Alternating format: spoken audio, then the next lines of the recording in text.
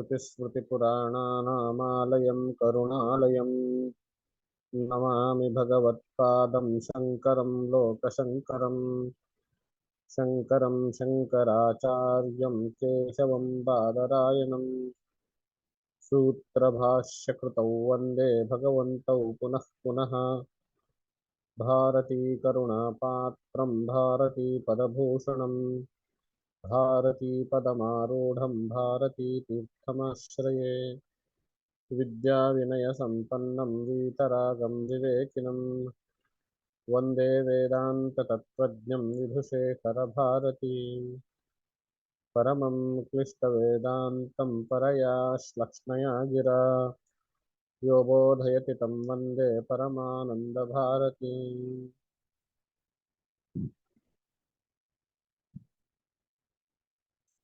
ಜಿಜ್ಞಾಸುಗಳೇ, ನಾವುಗಳು ಆತ್ಮಬೋಧ ಎನ್ನುವಂತಹ ಭಗವತ್ಪಾದರ ಪ್ರಕರಣ ಗ್ರಂಥವನ್ನ ಇಟ್ಕೊಂಡು ಅದರ ಪ್ರತಿಯೊಂದು ಶ್ಲೋಕವನ್ನು ನೋಡ್ತಾ ನೋಡ್ತಾ ಆತ್ಮಬೋಧದ ವಿಷಯವನ್ನ ತಿಳಿದುಕೊಳ್ಳುವಂತಹ ಪ್ರಯತ್ನದಲ್ಲಿದ್ದೇವೆ. ಕಳೆದ 3 ಕ್ಲಾಸಲ್ಲಿ ನಾವು 3 ಶ್ಲೋಕ ಮಾಡಿದ್ವಿ ಟೋಟಲ್ ಆಗಿ. ಮೊದಲನೇ ಶ್ಲೋಕದಲ್ಲಿ ಈ ಗ್ರಂಥದ ವಿಷಯವಾಗಿ ಏನು ಅನ್ನೋದನ್ನು ಸ್ಪಷ್ಟಪಡಿಸ್ತಾರೆ. ಗ್ರಂಥದ ವಿಷಯ ಆತ್ಮಬೋಧ. ಬೋಧ ಅಂದ್ರೆ ಜ್ಞಾನ, ಆತ್ಮದ ಕುರಿತಾದ ಜ್ಞಾನ ಅನ್ನುವಂತಹದ್ದು. ಮೊದಲನೇ ಶ್ಲೋಕದಲ್ಲಿ ಏನೇ ವಿಷಯದ ಜೊತೆಗೆ ಯಾರಿಗೋಸ್ಕರ ಅಂತ ಹೇಳಿ ಅಧಿಕಾರಿನೂ ಹೇಳ್ತಾರೆ, ಪ್ರಯೋಜನನೂ ಹೇಳ್ತಾರೆ, ಸಂಬಂಧನೂ ಹೇಳ್ತಾರೆ. ಅನುಬಂಧ ಚತುಷ್ಟಯಗಳೂ ಬಂತು ಮತ್ತು ಸಾಧನ ಚತುಷ್ಟಯ ಸಂಪತ್ತಿನೂ ಬಂತು. ಅದರಲ್ಲಿ ಅದ್ರ ಬಗ್ಗೆ ಎಲ್ಲ ಸಾಕಷ್ಟು ಸರ್ತಿ ವಿವರಣೆ ಆಗಿದೆ. ಇನ್ನು ನಮಗೆ ಮೋಕ್ಷ ಪಡಿಬೇಕು ಅನ್ನುವಂಥವ್ರು ಅಂದ್ರೆ ಮುಮುಕ್ಷುಣಾಂ ಅನ್ನುವಂಥವ್ರು ಆತ್ಮಬೋಧ ಗ್ರಂಥ ಅವರಿಗೋಸ್ಕರ ಇದು ಮಾರ್ಗದರ್ಶನಕ್ಕಾಗಿ ಇದೆ ಅಂತ ಆಯ್ತು. ಅರ್ಥಾತ್ ಆತ್ಮಬೋಧ ಗ್ರಂಥದಿಂದ ನಾವು ಆತ್ಮಜ್ಞಾನವನ್ನ ಪಡೆದು ಆತ್ಮಜ್ಞಾನದ ಮೂಲಕ ಮೋಕ್ಷವನ್ನ ಸಾಧಿಸಬಹುದು ಅನ್ನುವಂತಹದ್ದು ಪ್ರಯೋಜನ. ಇವಾಗ ಆತ್ಮಜ್ಞಾನದಿಂದ ಅಂತ ಹೇಳಿದ್ಮೇಲೆ ಮುಂದಿನ ಪ್ರಶ್ನೆ ಬರ್ತದೆ, ಯಾಕೆ ಜ್ಞಾನದ ಒಂದೇ? ನಮ್ಮ ಪರಂಪರೆಯಲ್ಲಿ ಅನೇಕ ಮಾರ್ಗಗಳಿದಾವೆಲ್ಲ, ಜ್ಞಾನ ಒಂದೇ ಯಾಕೆ ಅಂತಾನೆ. ಜ್ಞಾನ ಮಾರ್ಗದ ಒಂದು ವೈಶಿಷ್ಟ್ಯತೆ ಏನು ಅಂತೆಲ್ಲ ನೋಡಿದಾಗ ಮುಂದಿನ 2ನೇ ಶ್ಲೋಕದಲ್ಲಿ ಏನ್ ಹೇಳ್ತಾರೆ? ಜ್ಞಾನ ಒಂದೇ ಮೋಕ್ಷಕ್ಕೆ ನೇರವಾದ ಏಕೈಕ ಮಾರ್ಗ ಅಂತ ಹೇಳ್ತಾರೆ. ನೇರವಾದ ಅನ್ನೋದು ಇಲ್ಲಿ ಅಂಡರ್ಲೈನ್. ಯಾಕೆ ಅಂದ್ರೆ ಮಿಕ್ಕ ಎಲ್ಲಾ ಮಾರ್ಗಗಳು, ಕರ್ಮ ಮಾರ್ಗ, ಭಕ್ತಿ ಮಾರ್ಗ ಇತ್ಯಾದಿಗಳೆಲ್ಲವೂ ಚಿತ್ತಶುದ್ಧಿ, ಅಹಂಕಾರ ತ್ಯಾಗ, ಅದೆಲ್ಲ ಬೇರೆ ಬೇರೆ ಮೂಲಕವಾಗಿ ನಾಡಿ ಶುದ್ಧಿ, ಏನೇನೋ ಯೋಗ ಮಾರ್ಗದಿಂದ ನಾಡಿ ಶುದ್ಧಿ, ಅದೆಲ್ಲ ಪ್ರಾಣ ಶುದ್ಧಿ ಅದೆಲ್ಲ ಮಾಡಿಕೊಂಡು ಮತ್ ಕೊನೆಗೆ ಬಂದು ನಿಲ್ಲೋದು ಆ ಜ್ಞಾನ ಮಾರ್ಗದಲ್ಲಿಯೇನೆ, ಜ್ಞಾನ ಮಾರ್ಗದ ಬಾಗಿಲಿನಲ್ಲಿಯೇನೆ. ಆದ್ರಿಂದ ಜ್ಞಾನ ಮಾರ್ಗವೇ ನೇರವಾದ ಮಾರ್ಗ ಅಂತ, ಸುತ್ತಿ ಬಳಸಿ ಮಾರ್ಗ ಅಲ್ಲ ಅನ್ನೋದನ್ನ ಹೇಳಿದ್ರು. ಅದಕ್ಕೊಂದು ದೃಷ್ಟಾಂತ ಕೊಟ್ಟರು, ಪಾಕಸ್ಯ ವನ್ಹಿವ ಜ್ಞಾನಂ ಅಂತ. ಯಾವ ರೀತಿ ಅಡಿಗೆ ಮಾಡೋದಕ್ಕೆ ಬೆಂಕಿ, ಅಗ್ನಿ ಎಷ್ಟು ಅನಿವಾರ್ಯವೋ ಹಾಗೆ ಮೋಕ್ಷಕ್ಕೆ ಜ್ಞಾನ ಅನ್ನುವಂತಹದ್ದು ಅಷ್ಟು ಅವಶ್ಯಕ ಮತ್ತು ಅನಿವಾರ್ಯ ಅನ್ನೋದು ಹೇಳಿದ್ರು. ಮುಂದಿನ ಶ್ಲೋಕದಲ್ಲಿ ಜ್ಞಾನವೇ ಒಂದೇ ಮಾರ್ಗ, ನೇರವಾದ ಮಾರ್ಗ ಅಂತ ಹೇಳಿದ್ಮೇಲೆ ಅವಾಗ ಬರ್ತಿದೆ, ಏನಿದೆ ಅಂತಹದ್ದು ಆ ಜ್ಞಾನ ಮಾರ್ಗದಲ್ಲಿ? ಯಾಕೆ ಜ್ಞಾನವೇ ವೈಶಿಷ್ಟ್ಯ ಅಂತ ಪ್ರಶ್ನೆ ಬಂದಾಗ ಏನ್ ಹೇಳ್ತದೆ ಅಂತ ಹೇಳಿದ್ರೆ, ನಾವು ಮೋಕ್ಷವನ್ನ ಪಡಿಬೇಕು ಅಂತ ಹೇಳಿದ್ರೆ ಅಜ್ಞಾನದಿಂದ ಈ ಸಂಸಾರದಲ್ಲಿ ಸಿಕ್ಕಾಕೊಂಡಿದ್ದೀವಿ. ಆ ಅಜ್ಞಾನವನ್ನ ಹೊಡೆದಾಕ್ಬೇಕು, ಆವಾಗ ನಾವು ಮೋಕ್ಷ. ಅಜ್ಞಾನವನ್ನು ಹೊಡೆದು ಹಾಕ್ಬೇಕು ಅಂತ ಹೇಳಿದ್ರೆ ಅದಕ್ಕೆ ಯಾವ್ದು ವಿರೋಧ ಇರ್ತದೆ ಅದರಿಂದಲೇನೆ ಹೊಡೆಯೋದಕ್ಕೆ ಸಾಧ್ಯ. ಇವಾಗ ಉಷ್ಣ ಹೆಚ್ಚಿಗೆ ಆಗಿತ್ತು ಅಂತಂದ್ರೆ, ಶೀತದಿಂದ ಜ್ವರ ಜಾಸ್ತಿ ಬಂದ್ರೆ ಒದ್ದೆ ಬಟ್ಟೆ ತಲೆ ಮೇಲೆ ಎಲ್ಲ, ಹಣೆ ಮೇಲೆಲ್ಲ ಇಡುವಂತಹದ್ದನ್ನು ತಾವು ನೆನಪಿಸ್ಕೊಳ್ಬಹುದು. ಹೀಗೆ ಶೀತ ಜಾಸ್ತಿ ಇದ್ರೆ ಮೆಣಸಿನ ಸಾರು ಅದೆಲ್ಲ ಕೊಡುವಂತಹದ್ದು ನೆನಪಿಸ್ಕೊಳ್ಬಹುದು. ಹೀಗೆ ಯಾವ್ದಿದೆಯೋ, ಯಾವ್ದನ್ನು ಹೊಡಿಬೇಕೋ ಅದಕ್ಕೆ ವಿರುದ್ಧವಾಗಿರೋದು ಯಾವುದೋ ಅದರಿಂದ ಮಾತ್ರ ಸಾಧ್ಯ ಅನ್ನೋದನ್ನ ಈ ಮುಂದಿನ ಶ್ಲೋಕದಲ್ಲಿ ಹೇಳ್ತಾರೆ. ಕರ್ಮ, ಭಕ್ತಿ ಇತ್ಯಾದಿಗಳು ಯಾವುದೂ ಅಜ್ಞಾನಕ್ಕೆ ವಿರೋಧಿ ಆಗೋದಿಲ್ಲ. ಯಾವುದು ವಿರೋಧಿ ಇರ್ತದೆಯೋ ಅದರಿಂದ ಮಾತ್ರ ಹೊಡೆದು ಹಾಕೋದಕ್ಕೆ ಸಾಧ್ಯ. ಅಜ್ಞಾನಕ್ಕೆ ಯಾವ್ದು ವಿರೋಧಿ? ಜ್ಞಾನ.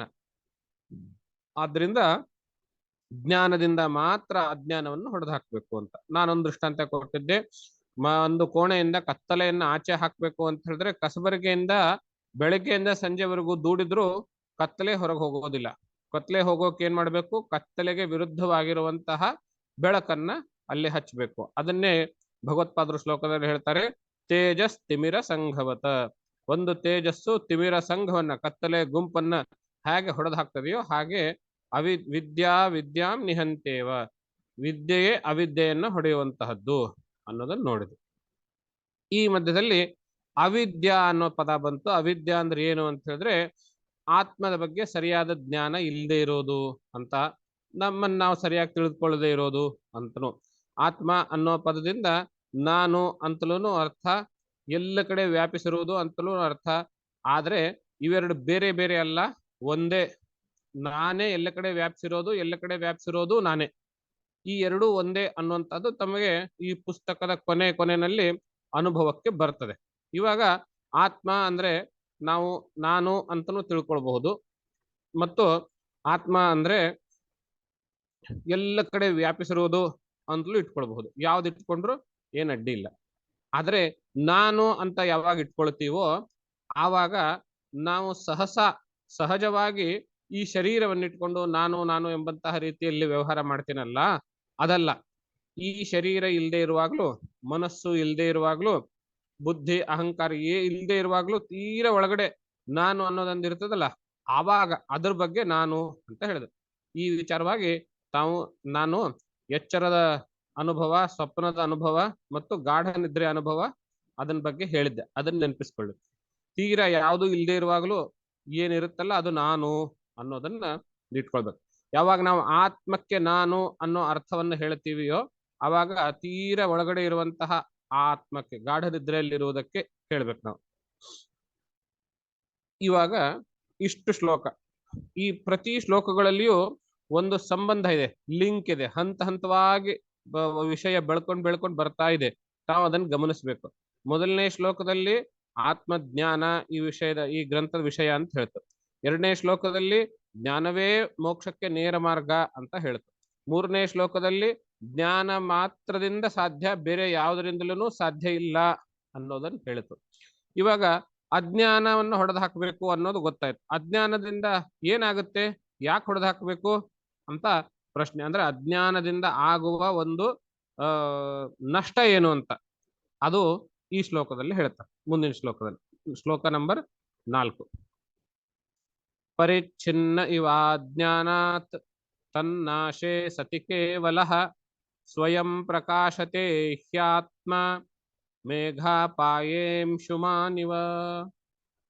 ಇವುಗಳನ್ನು ನಾನು ಶ್ಲೋಕದ ಪದಗಳಲ್ಲಿ ವಿಭಾಗ ಮಾಡಿದ್ರೆ, ಪರಿಚ್ಛಿನ್ನ ಇವ ಅಜ್ಞಾನಾತ್ ತತ್ ನಾಶೇ ಸತಿ ಕೇವಲಃ ಸ್ವಯಂ ಪ್ರಕಾಶತೆ ಹಿ ಆತ್ಮ ಮೇಘಾಪಾಯೇ ಅಂಶುಮಾನ್ ಇವ ಎನ್ನುವಂತ ರೀತಿಯಲ್ಲಿ ಪದ ವಿಭಾಗವನ್ನು ನಾವು ನೋಡಬಹುದು. ಅರ್ಥ, ಅಜ್ಞಾನದಿಂದ ಪರಿಚ್ಛಿನ್ನ ಇವ. ಪರಿಚ್ಛಿನ್ನ ಅಂದ್ರೆ ಲಿಮಿಟೆಡ್, ಇಷ್ಟು ಮಾತ್ರ ಅಂತ ಹೇಳ್ತೇವೆ. ಒಂದು ಗೆರೆ ಕೊರೆದು ಬಿಟ್ಟು ಇಲ್ಲಿವರೆಗೆ ಅಂತ ಹೇಳ್ತೀವಲ್ಲ, ಅದು ಪರಿಚ್ಛಿನ್ನ. ಇವಾಗ ಭೂಮಿ ಅಳಿಯಲಿ, ಮತ್ಯಾವುದೋ ಅಳಿಯಲಿ, ನಾವು ಆಟ ಆಡ್ತಿರುವಾಗ, ಚಿಕ್ಕ ಮಕ್ಕಳು ಆಟ ಆಡ್ತಿರುವಾಗ ಮರಳು ಮಧ್ಯದಲ್ಲಿ ಗೆರೆ ಎಳ್ಕೊಳ್ತಾರೆ. ಈ ಕಡೆದು ನನ್ ಕೋರ್ಟು, ಆ ಕಡೆ ನಿನ್ ಕೋರ್ಟು ಅಂತ ಹೇಳಿ. ಹೀಗೆ ಮಧ್ಯದಲ್ಲಿ ಗೆರೆ ಎಳೆದು ಅದಕ್ಕೆ ಸೀಮಿತಗೊಳಿಸೋದು ಅಂತಿದೆಯಲ್ಲ, ಅದಕ್ಕೆ ಪರಿಚ್ಛಿನ್ನ ಅಂತ ಹೇಳ್ತೀವಿ. ಸೊ ಪರಿಚ್ಛಿನ್ನ ಅಂದ್ರೆ ಸೀಮಿತ, ಲಿಮಿಟೆಡ್. ಅಜ್ಞಾನದಿಂದ ಆತ್ಮವನ್ನ ನಾವು ಪರಿಚ್ಛಿನ್ನವಾಗಿ ಕಾಣುತ್ತೇವೆ ಅಂತ. ಅಜ್ಞಾನದಿಂದ ಆತ್ಮವನ್ನ ಪರಿಚ್ಛಿನ್ನವಾಗಿ ಕಾಣುತ್ತೇವೆ. ಏನ್ ಪರಿಚ್ಛಿನ್ನವಾಗಿ ಕಾಣೋದು ಅಂದ್ರೆ, ಎಲ್ಲ ಕಡೆಯಲ್ಲಿಯೂ ವ್ಯಾಪಿಸಿರುವಂತಹ ಆತ್ಮವನ್ನ, ಎಲ್ಲದರಲ್ಲಿಯೂ ಇರುವಂತಹ ಆತ್ಮವನ್ನ ನಾನು ಈ ಶರೀರಕ್ಕೆ, ನನ್ನ ಶರೀರಕ್ಕೆ ಮಾತ್ರ ಸೀಮಿತ ಮಾಡ್ಕೊಳ್ತೇನೆ. ನನ್ನಂತೆಯೇ ಮಿಕ್ಕೆಲ್ರು. ಯಾಕೆ ಅಂದ್ರೆ ನಾನು ಅಜ್ಞಾನದಿಂದ ಸಿಕ್ಕಾಕೊಂಡಿದ್ದೀನಿ, ಅವರು ಅಜ್ಞಾನದಲ್ಲಿ, ಮಿಕ್ಕವರೆಲ್ಲರೂ ಅಜ್ಞಾನದಲ್ಲಿ ಸಿಕ್ಕಾಕೊಂಡಿದ್ದಾರೆ. ಯಾರ್ಯಾರು ಅಜ್ಞಾನದಲ್ಲಿ ಸಿಕ್ಕಾಕೊಂಡಿದ್ದಾರೋ ಅವರು ಎಲ್ಲ ಕಡೆಯೂ ವ್ಯಾಪಿಸಿರುವಂತಹ ಆತ್ಮವನ್ನ ಈ ಇದರಲ್ಲಿ ಮಾತ್ರ ನೋಡ್ತಾರೆ, ಶರೀರದಲ್ಲಿ ಮಾತ್ರ ನೋಡ್ತಾರೆ. ಈ ಶರೀರಕ್ಕೆ ಎಷ್ಟುವರೆಗಿದೆಯೋ 5 ಅಡಿ 6 ಅಂಗುಲ, ಚೆಸ್ಟ್ 42, ಹೈಟು ಇಷ್ಟು ಅಂತೆಲ್ಲ ಏನ್ ನೋಡ್ತೀವಲ್ವಾ, ಅಲ್ಲಿವರೆಗೂ ಮಾತ್ರ ಅದರ ಆತ್ಮದ ಪರಿಧಿ, ಸೀಮೆ ಅಂತ ನೋಡ್ತಾರೆ. ನಿಜವಾಗ್ಲೂ ಅದು ಹೌದೇನು? ಆತ್ಮ ಈ ಶರೀರ ಹೋದ್ರೂ ಇರುತ್ತೆ, ಎಲ್ಲ ಕಡೆ ಇರುತ್ತೆ ಅನ್ನೋದು ವಾಸ್ತವ. ಆದ್ರೆ ಆ ವಾಸ್ತವದ ಅನುಭವ ಅಥವಾ ಅದ್ರ ಬಗ್ಗೆ ಸರಿಯಾದ ತಿಳುವಳಿಕೆ ನನಗಿಲ್ಲ ಅನ್ನೋ ಕಾರಣದಿಂದ ನಾನು ಆತ್ಮವನ್ನ ಈ ಶರೀರಕ್ಕೆ ಮಾತ್ರ ಸೀಮಿತವಾಗಿ ನೋಡ್ತೇನೆ, ಈ ಶರೀರಕ್ಕೆ ಮಾತ್ರ ಸೀಮಿತವಾಗಿ ನೋಡುವಂಥವನಾಗ್ತೇನೆ. ನೀವು ಇದನ್ನ ನಿಮ್ಮ ಜೀವನದಲ್ಲಿ ಅನೇಕ ಅನುಭವಗಳಿಂದ ಅಥವಾ ತಮ್ಮ ತಮ್ಮ ವ್ಯವಹಾರಗಳಿಂದಲೂ ಮನದಟ್ಟು ಮಾಡ್ಕೊಳ್ಬಹುದು. ನಾವು ಎಷ್ಟೊಂದು ಬಾರಿ ಪತ್ನಿಯನ್ನ ಸ್ತ್ರೀ ಎಂಬುದಾಗಿ ನೋಡದೆ ಕೇವಲ ಮಡದಿಗೆ ಮಾತ್ರ ಸೀಮಿತವಾಗಿ ನೋಡ್ತೇವೆ. ಅದು ಪರಿಚ್ಛಿನ್ನ, ಸಂಕುಚಿತ ದೃಷ್ಟಿ. ಪರಿಚ್ಛಿನ್ನ ಅಂದ್ರೂ ಒಂದೇ, ಸಂಕುಚಿತ ದೃಷ್ಟಿ ಅಂತಲೂ ಹೇಳಬಹುದು ನಾವು. Limited vision. ಯಾವ್ದ್ರಿಂದ ಬರುತ್ತೆ ಈ ಲಿಮಿಟೆಡ್ ವಿಷನ್? ಯಾರು ಚೆನ್ನಾಗಿ ತಿಳ್ಕೊಂಡಿರ್ತಾನೋ ಅವನು ಹೆಂಡತಿಯನ್ನಾಗ್ಲಿ, ತಾಯಿಯನ್ನಾಗ್ಲಿ, ತಂಗಿಯನ್ನಾಗ್ಲಿ ಕೇವಲ ಆ ಒಂದು ಪದವಿಗೆ ಅಷ್ಟೇನೆ ನೋಡ್ದೇನೆ ಅವಳು ಮೂಲತಃ ಸ್ತ್ರೀ ಮತ್ತು ಮೂಲತಃ ಮನುಷ್ಯ ಅನ್ನೋದಾಗಿ ನೋಡ್ತಾರೆ. ಇನ್ನೂ ಒಂಚೂರು ವ್ಯಾಪ್ತಿ ದೃಷ್ಟಿಯಿಂದ ನೋಡಿದ್ರೆ ಅದು ಒಂದು ಜೀವಿ ಅಂತ ನೋಡಿ. ಇನ್ನೂ ವ್ಯಾಪ್ತ ದೃಷ್ಟಿಯಿಂದ ನೋಡಿದ್ರೆ ಅದೊಂದು ಆತ್ಮ ಅಂತ ನೋಡಿ. ಹೌದಾ ಅಲ್ವಾ?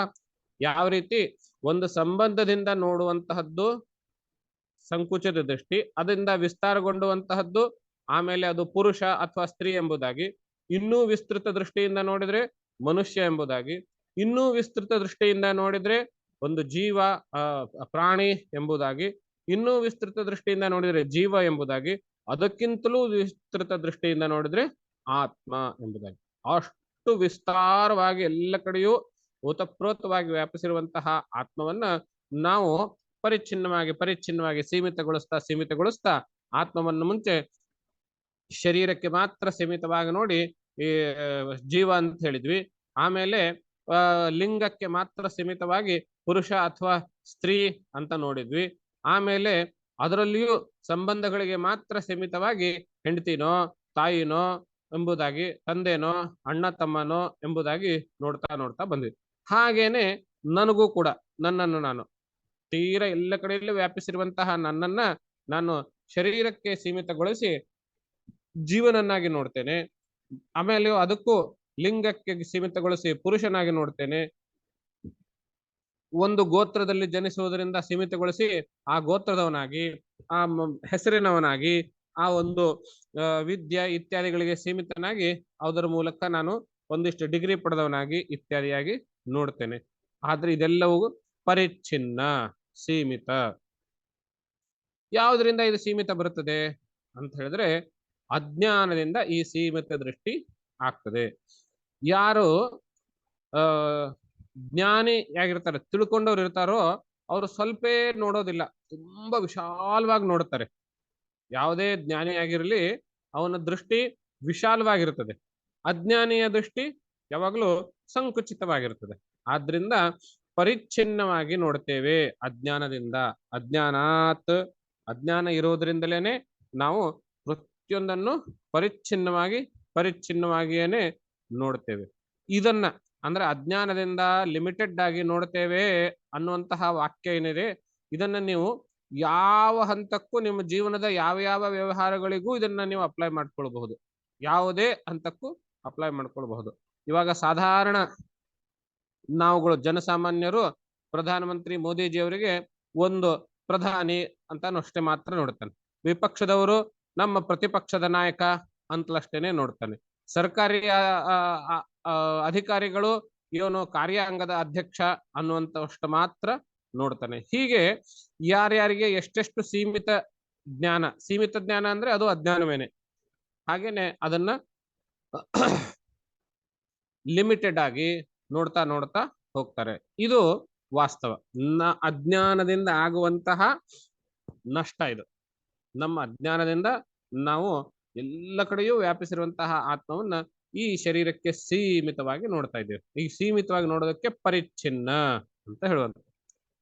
ತನ್ನಾಶೆ, ಅದು ನಾಶವಾದಾಗ, ಯಾವುದು ನಾಶವಾದಾಗ?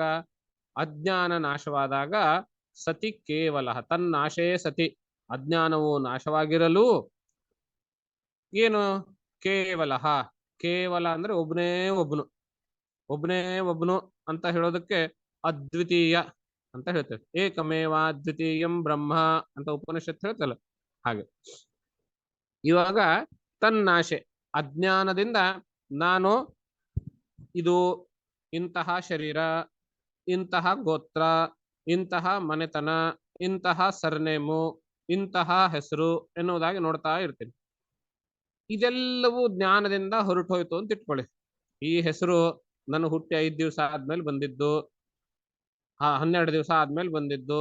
ಗೋತ್ರ, ಈ ಮನೆಯಲ್ಲಿ ಇಂಥವರಲ್ಲಿ ಹುಟ್ಟಿದ್ರೆ ಈ ಗೋತ್ರ, ಇನ್ನೊಂದು ಮನೆ ಹುಟ್ಟಿದ್ರೆ ಇನ್ನೊಂದು ಗೋತ್ರ, ಅದು ನಂದಲ್ಲ. ಈ ಶರೀರ ಇದು ನಂದಲ್ಲ, ಇಂದ್ರಿಯ ಮನಸ್ಸುಗಳು ಅದು ನಂದಲ್ಲ ಅಂತಲ್ಲ, ಅಂದ್ರೆ ಅದು ನಾನಲ್ಲ, ನಂದಲ್ಲ ಅಲ್ಲ, ಅದು ನಾನಲ್ಲ ಅಂತ ನೋಡ್ತಾ ನೋಡ್ತಾ ಹೋದಾಗ ಕೊನೆಗೆ ಉಳಿಯೋದು ಯಾರು? ನಾವು ಗಾಢ ನಿದ್ರೆ ಅವಸ್ಥೆಯನ್ನು ವಿವೇಚನೆ ಮಾಡಿದ್ವಲ್ವಾ? ಎಚ್ಚರದ ಅವಸ್ಥೆ, ಸ್ವಪ್ನಾವಸ್ಥೆ, ನಿದ್ರಾವಸ್ಥೆ, ಗಾಢ ನಿದ್ರಾವಸ್ಥೆ, ಸುಷುಪ್ತಿ ಅಂತ ಹೆಸರು ಅದಕ್ಕೆ. ಆವಾಗ ಕೇವಲ ಒಬ್ಬನೇ ಒಬ್ನು, ಹೌದು ತಾನೆ? ತಾವೇ ಸುಮ್ನೆ ಒಂದು ಕ್ಷಣ ಯೋಚನೆ ಮಾಡಿ, ಗಾಢ ನಿದ್ರೆನಲ್ಲಿ ಯಾರ್ಯಾರು ಇರ್ತಾರೆ ನಿಮ್ ಜೊತೆಗೆ? ಅಕ್ಕಪಕ್ಕದಲ್ಲಿ ಯಾರಿದ್ರೂ ಗೊತ್ತಿಲ್ಲ. ಯಾರು ಬೆಳಿಗ್ಗೆ ನನ್ನ ಜೊತೆಗೆ ಮಲ್ಕೊಳ್ಳುವಾಗ ಯಾರು ಮಲ್ಕೊಂಡಿದ್ರು, ಮಧ್ಯದಲ್ಲಿ ಅವ್ರು ಏನಾದ್ರು, ಬೆಳಿಗ್ಗೆ ಇನ್ನೊಬ್ರು ಯಾರಾದ್ರೂ ಬಂದ್ರು, ಏನು ಗೊತ್ತಾಗೋದಿಲ್ಲ. ಅಷ್ಟೊಂದು ಹೊರಗಡೆ ಇರೋರು ಬಿಡಿ, ನನಗೇನೆ ನಾನ್ ಕಾಲು ಉದ್ದ ಇಟ್ಕೊಂಡು ಮಲ್ಕೊಂಡಿದ್ದೆ, ಏಳುವಾಗ ಹೀಗಾಯ್ತು. ನಾನ್ ಮಲಗುವಾಗ ದಿಂಬಿಟ್ಕೊಂಡು ಮಲ್ಕೊಂಡಿದ್ದೆ, ಏಳುವಾಗ ದಿಂಬಿರ್ಲಿಲ್ಲ. ನನಗೆ ಏನ್ ಅರಿವಿರೋದಿಲ್ಲ. ಆಮೇಲೆ ಕನಸೂ ಇರೋದಿಲ್ಲ, ಏನೂ ಇರೋದಿಲ್ಲ. ಅಂದ್ರೆ ಒಳಗಡೆ ತೀರಾ ಗಾಢ ನಿದ್ರೆನಲ್ಲಿ ಯಾರು ಇರ್ತಾರೆ? ಎಷ್ಟು ಜನ ಇರ್ತಾರೆ ಹೇಳಿ ಒಟ್ಟು? ಅಂದ್ರೆ ಕೇವಲ ಒಬ್ನೇ ಒಬ್ನು. ಅಜ್ಞಾನ ಇರುವಾಗ ಲಿಮಿಟೆಡ್, ಅದು ಇದು ಇಂತೆಲ್ಲ ಈ ಶರೀರ, ಲಿಂಗ, ಜಾತಿ, ವರ್ಣ ಇತ್ಯಾದಿಗಳು, ಡಿಗ್ರಿ ಇತ್ಯಾದಿಗಳು ನೋಡ್ತಾವೆ. ಯಾವಾಗ ನಾವು ಲಿಮಿಟೆಡ್ ಮಾಡ್ತೀವೋ ಅವಾಗ ನಾನಾತ್ವ ಹೆಚ್ಚಿಗೆ ಬೆಳೆಯುತ್ತದೆ. ಯಾವಾಗ ನಾನಾತ್ವವನ್ನು ತೆಗೆದು ಹಾಕ್ತೀಯೋ ಅವಾಗ ದೃಷ್ಟಿ ವಿಶಾಲವಾಗ್ತದೆ, ಅವಾಗ ಏಕತ್ವ ಬರ್ತದೆ. ಅದನ್ನೇ ಕೇವಲ ಅಂತ ಹೇಳೋದು. ತನ್ನಾಶೇ ಸತಿ, ಅದು ನಾಶವಾಗಲು, ಅಜ್ಞಾನ ನಾಶವಾಗಲು ಕೇವಲ ಒಬ್ಬನೇ ಒಬ್ಬನು ಇರುವಂಥವನು ಅಂತ.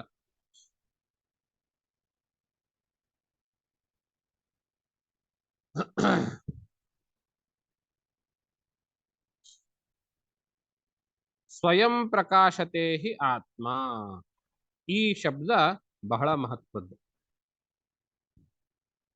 ಸ್ವಯಂ ಪ್ರಕಾಶತೆ, ತನ್ನಷ್ಟಕ್ಕೆ ತಾನೇ ಪ್ರಕಾಶಿಸ್ತಾ ಇರ್ತಾನೆ ಅಂತ. ಈ ಅದ್ವೈತದಲ್ಲಿ ಈ ಕೆಲವು ಪದಗಳು ಕೇಳೋದಕ್ಕೆ, ಕೆಲವು ಪದಗಳು ಬಳಸಿ ವಾಕ್ಯ ಹೇಳ್ತಾರೆ. ಅದು ಹಾಗೇನೆ ಹೇಳ್ಬೇಕು, ಬೇರೆ ಮಾರ್ಗ ಇಲ್ಲ. ಕೇಳುವಾಗ ತುಂಬಾ ಚೆನ್ನಾಗಿ ಅನ್ಸುತ್ತದೆ, ತುಂಬಾ ಸುಂದರವಾದ ಪದ ಬಳಕೆ, ವಾಕ್ಯ ಶೈಲಿ ಎಲ್ಲ ಚಲೋ ಚೆನ್ನಾಗಿದೆ ಅಂತ ಹೇಳಿ. ಆದ್ರೆ ಏನ್ ಅರ್ಥ ಆಯ್ತು ಅಂದ್ರೆ ನಾವು ಸ್ವಲ್ಪ ಗೊಂದಲ್ತೇವೆ. ಇವಾಗ ಸ್ವತಃ ತಾನೇ ಬೆಳಗುತ್ತಾನೆ ಅಂತ ಕೇಳಿರ್ತಿರ್ತೀವಿ. ಸ್ವಯಂ ಪ್ರಕಾಶತೆ, ತನ್ನಷ್ಟಕ್ಕೆ ತಾನೇ ಪ್ರಕಾಶಿಸುತ್ತಾನೆ ಅಂತ. ಹೀಗಂದ್ರೆ ನಾವ್ ಏನ್ ತಿಳ್ಕೊಳ್ಬೇಕು? ಆತ್ಮದ ಜ್ಯೋತಿಯಲ್ಲಿ, ಆತ್ಮದ ಬೆಳಕಿನಲ್ಲಿ ಆತ್ಮವು ತಾನೇ ಬೆಳಗುತ್ತಾನೆ ಎನ್ನುವಂತಹ ಪದಗಳು ಬರ್ತದೆ. ಜ್ಯೋತಿ, ಬೆಳಕು, ಪ್ರಕಾಶ ಅಂತ ಹೇಳಿ. ಹೀಗಂದ್ರೆ ಏನರ್ಥ?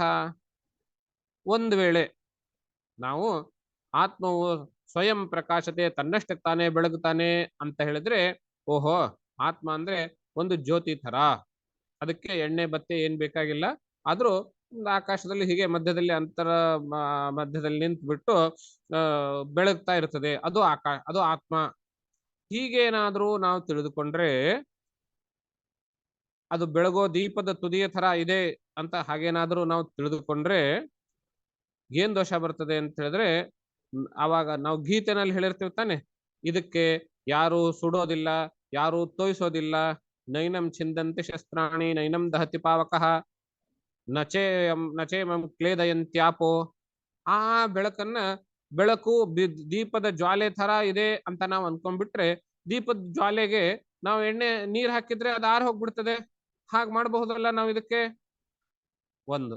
ಎರಡನೇದು, ದೀಪದ ಜ್ವಾಲೆ ತರ ಇದೆ ಅಂತ ಹೇಳಿದ ಮೇಲೆ, ಓಹೋ ಜ್ವಾಲೆ, ದೀಪದ ಜ್ವಾಲೆ ಒಂದು ಆರೆಂಜ್ ಬಣ್ಣ, ಕೇಸರಿ ಬಣ್ಣ, ಕೆಳಗಡೆ ಕೆಂಪಾಗಿರ್ತದೆ, ಮಧ್ಯದಲ್ಲಿ ಆರೆಂಜು, ಮೇಲ್ಗಡೆ ಹೋಗ್ತಾ ಹೋಗ್ತಾ ಹಳದಿ, ಕೊನೆಗೆ ಬಿಳಿ, ಈ ತರದ ಬಣ್ಣ ಇದೆ ಅಂತ ನಾವು ಹೇಳ್ಬೇಕು ಆಗಬಹುದು. ನಾವು ಈ ತರ ಹೇಳೋದು ಅಂತ ಹೇಳಿದ್ರೆ ರೂಪ ಇದೆ ಅಂತ ಆಯ್ತಲ್ಲ. ದೀಪ ಹೇಗಿದೆ ಅಂತ ಹೇಳಿದ್ರೆ ಅಂಡ ಆಕಾರದಲ್ಲಿದೆ ಅಂತ ಹೇಳ್ಬೋದು, ಆಕಾರ ಇದೆ ಅಂತ ಆಯ್ತಲ್ಲ. ಆದ್ರಿಂದ ಪ್ರಕಾಶತೆ ಅಂತ ಹೇಳಿದ್ರೆ ಏನೋ ಒಂದು ಜ್ಯೋತಿ ಬೆಳಕಿನ ತರ ಇರ್ತದೆ ಅಂತ ಹೇಳಿ ಅದಕ್ಕೆ ಬೆಳಕು ಹ್ಯಾಕ್ ಕಾಣ್ತದೆ ಅಂತ ತಿಳ್ಕೊಳ್ಕೂಡುದು.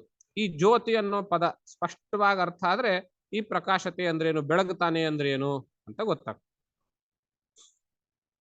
ಆದ್ರಿಂದಲೇನೆ ನಮಗೆ ಭಗವತ್ಪಾದರ ಭಾಷ್ಯ ಬಹಳ ಉಪಕಾರಿ ಅಂದ್ರೆ ಬಹಳ ಉಪಕಾರಿ. ಇಂತಹ ಪದಗಳು ಕೇಳೋದಕ್ಕೆ ತುಂಬಾ ಚೆನ್ನಾಗಿರ್ತದೆ, ಆದ್ರೆ ಅದರ ಅರ್ಥ ಸ್ಪಷ್ಟವಾಗಿ ಆಗೋದಿಲ್ಲ. ಅಂತಹ ಪದಗಳಿಗೆ ಭಗವತ್ಪಾದರು ಸ್ಪಷ್ಟವಾದ ಡೆಫಿನೇಷನ್ ಕೊಟ್ಟಿರ್ತಾರೆ. ನಾವು ಸಮಗ್ರವಾಗಿ ನೋಡಿದಾಗ ಆ ಡೆಫಿನೇಷನ್ಗಳು ಬೇರೆ ಬೇರೆ ಬೇರೆ ಬೇರೆ ಸಂದರ್ಭಗಳಲ್ಲಿ ಸಿಗ್ತಾ ಇರ್ತವೆ. ಜ್ಯೋತಿ ಅಂದ್ರೆ ಭಗವತ್ಪಾದರು ಏನ್ ಇದಕ್ಕೆ ವ್ಯಾಖ್ಯೆ ಕೊಟ್ಟರು, ಯದ್ಯದ್ ಕಸ್ಯಚಿತ್ ಅವಭಾಸತೆ ತತ್ತದ್ ಜ್ಯೋತಿ ಶಬ್ದೇನ ಪ್ರಯುಕ್ತೆ ಅಂತ, ಅಥವಾ ಉಕ್ತೆ ವಾಚ್ಯತೆ ಅಂತ ಹೇಳ್ತಾರೆ. ಯಾವ್ದ್ಯಾವುದು ಇನ್ನೊಂದನ್ನ ತೋರಿಸಿಕೊಡ್ತದೆಯೋ, ಇನ್ನೊಂದನ್ನ ನಮಗೆ ತೋರಿಸ್ತದೆಯೋ, ಅದು ಜ್ಯೋತಿ ಶಬ್ದದಿಂದ ಕರೆಯಲ್ಪಡ್ತದೆ ಅದ್ವೈತದಲ್ಲಿ. ಅಂದ್ರೆ ಯಾವುದು ಇನ್ನೊಂದನ್ನು ತೋರಿಸ್ಕೊಡ್ತದೆ ಅದು ಜ್ಯೋತಿ, ಅದು ಅದಕ್ಕೆ ಜ್ಯೋತಿ. ಈ ಉದಾಹರಣೆ ಕೊಡ್ತೇನೆ, ನಿಮಗೆ ಸ್ಪಷ್ಟವಾಗ್ತದೆ. ಇವಾಗ ಎದುರುಗಡೆ ಒಂದು ವಸ್ತು ಇದೆ, ಆ ವಸ್ತು ನೋಡ್ಬೇಕು ಅಂತ ಹೇಳಿದ್ರೆ ತೀರಾ ಕಗ್ಗತ್ಲು, ಅವಾಗ ಆ ವಸ್ತು ಕಾಣುತ್ತಾ? ಕಾಣೋದಿಲ್ಲ. ಯಾಕೆ? ಬೆಳಕು ಬೇಕು. ಇವಾಗ ಹೊರಗಡೆ ಇರುವಂತಹ ಬೆಳಕು, ಅದು ಸೂರ್ಯನಿಂದ ಬಂದಿರಲಿ, ಚಂದ್ರನಿಂದ ಬಂದಿರಲಿ, ನಮ್ಮ ಮನೆ ಟ್ಯೂಬ್ ಲೈಟ್ ಇಂದ ಬಂದಿರಲಿ, ಅಥವಾ ಕಾರ್ಪೊರೇಷನ್ ರೋಡ್ ಸ್ಟ್ರೀಟ್ ಲೈಟ್ ಇಂದಾನು ಬಂದಿರಲಿ, ಯಾವುದೇ ಬೆಳಕು ಆ ವಸ್ತುವನ್ನ ನಮಗೆ ತೋರಿಸೋದಕ್ಕೆ ಕಾರಣವಾಯ್ತು. ಆವಾಗ ಆ ವಸ್ತುವಿಗೆ ನಾವೇನ್ ಹೇಳ್ತೀವಿ? ಬೆಳಕು ಅಂತ ಕರಿತೀವಿ, ಜ್ಯೋತಿ ಅಂತ ಕರಿತೀವಿ, ಪ್ರಕಾಶ ಅಂತ ಹೇಳ್ತೀವಿ. ಹೌದಾ? ಹೊರಗಡೆ ಇರುವ ಒಂದು ವಸ್ತುಗೆ, ವಿಷಯಕ್ಕೆ, ಅದೇನೇ ಇರಲಿ ವಿಷಯ, ಚಕ್ಷು ಇರ್ಲಿ, ರೂಪ ಇರ್ಲಿ, ರೂಪದ್ದೇ ಹೆಚ್ಚು ಇಟ್ಕೊಳ್ಳೋಣ. ಅದಕ್ಕೆ ಈ ಸಾಮಾನ್ಯ ಹೊರಗಡೆ ಇರೋ ಬೆಳಕು ಜ್ಯೋತಿ. ಅಷ್ಟು ಮಾತ್ರ ಸಾಕೇನು? ನಮ್ ಕಣ್ಣಲ್ಲಿಯೂ ಒಂದು ಬೆಳಕಿರ್ಬೇಕು, ಜ್ಯೋತಿ ಇರಬೇಕು ಕಣ್ಣಲ್ಲಿಯೂ, ಆವಾಗ ತಾನೇ ಮಾತ್ರ ವಸ್ತು ನೋಡೋದಕ್ಕೆ ಸಾಧ್ಯ. ನಮ್ ಕಣ್ಣಲ್ಲಿ ಜ್ಯೋತಿ ಇಲ್ಲದೆ ಇದ್ರೆ, ಅಂದ್ರೆ ಕಣ್ಣು ಕುರುಡಾಗಿದ್ರೆ, ಕಣ್ಣಿನ ಬೆಳಕು, ಕಣ್ಣಿನ ದೀಪ ಆರಿ ಹೋಗಿದ್ರೆ ವಸ್ತು ಕಾಣುತ್ತೇನೋ? ಇಲ್ಲ. ಕಣ್ಣಲ್ಲಿಯೂ ಒಂದು ಜ್ಯೋತಿ ಬೇಕು. ಯಾಕಂದ್ರೆ ಕಣ್ಣಿನ ಮೂಲಕವೇನೇ ನಾನು ಅದು ವಸ್ತುವನ್ನು ನೋಡಿರೋದ್ರಿಂದ, ಕಣ್ಣೇ ಆ ವಸ್ತುವನ್ನ ನನಗೆ ತೋರಿಸುವುದರಿಂದ ಆ ನನ್ನ ಕಣ್ಣು ಆ ವಸ್ತುವಿಗೆ ಜ್ಯೋತಿ ಅಂತ ಆಯ್ತು. ಹೌದಾ? ಕಣ್ಣು ಆ ವಸ್ತುವಿಗೆ ಹೊರಗಡೆ ಇರೋ ಜ್ಯೋತಿ ಒಂದು, ನನ್ನ ಕಣ್ಣು ಒಂದು ಜ್ಯೋತಿನೇ ಅದಕ್ಕೆ. ಹೌದಾ? ಈ ಸಂಸ್ಕೃತ ಸಾಹಿತ್ಯದಲ್ಲಿ ಭಾರವಿ ಏನ್ ಹೇಳ್ತಾರೆ ಅಂತ ಹೇಳಿದ್ರೆ, ರಾಜನಿಗೆ ಚಾರಚಕ್ಷುಷಃ ಅಂತ ಪದ ಬಳಸ್ತಾನೆ. ರಾಜನ ಕಣ್ಣುಗಳು ಯಾರು ಅಂದ್ರೆ ಗೂಢಚಾರಿಗಳೇ ರಾಜನ ಕಣ್ಣುಗಳು ಅಂತ ಹೇಳ್ತಾರೆ. ಚಾರಚಕ್ಷುಷಃ ರಾಜನಿಗೆ ಪದ ಅದು. ಚಾರಚಕ್ಷುಷ, ಯಾರ ಕಣ್ಣು ಗೂಢಚಾರಿಗಳಾಗಿದ್ದಾರೆಯೋ, ಅಂದ್ರೆ ಗೂಢಚಾರಿಗಳೇ ರಾಜನ ಕಣ್ಣಾಗಿದ್ದಾರೋ ಅವರು, ಅವನಿಗೆ ಅಂದ್ರೆ ಏನರ್ಥ? ಆ ಗೂಢಚಾರಿಗಳು ರಾಜನಿಗೆ ಎಲ್ಲವನ್ನ ತೋರಿಸ್ಕೊಡ್ತಾರೆ, ಆದ್ರಿಂದ ಗೂಢಚಾರಿಗಳು ಆ ರಾಜನ ಕಣ್ಣುಗಳು ಅಂತ ಭಾರವಿ ವರ್ಣನೆ ಮಾಡ್ತಾರೆ. ಅದರಲ್ಲಿಯೂ ಕೂಡ, ಆ ದೃಷ್ಟಾಂತದಲ್ಲಿಯೂ ಕೂಡ, ಆ ವರ್ಣನೆಯಲ್ಲಿಯೂ ಕೂಡ ಯಾವುದು ಇನ್ನೊಂದನ್ನು ತೋರಿಸ್ಕೊಡ್ತದೆಯೋ ಅದುವೇ ಜ್ಯೋತಿ ಅನ್ನೋ ಹೆಸರಲ್ಲಿ, ಅರ್ಥದಲ್ಲಿ ಇದೆ. ಕಣ್ಣು ಅನ್ನೋ ಪದ ಬಳಸಿದ್ದಾರೆ ಅಲ್ಲಿ. ಹೌದಾ? ಹೀಗೆ ಎಲ್ಲಿಗೆ ಬಂದ್ವಿ ನಾವು?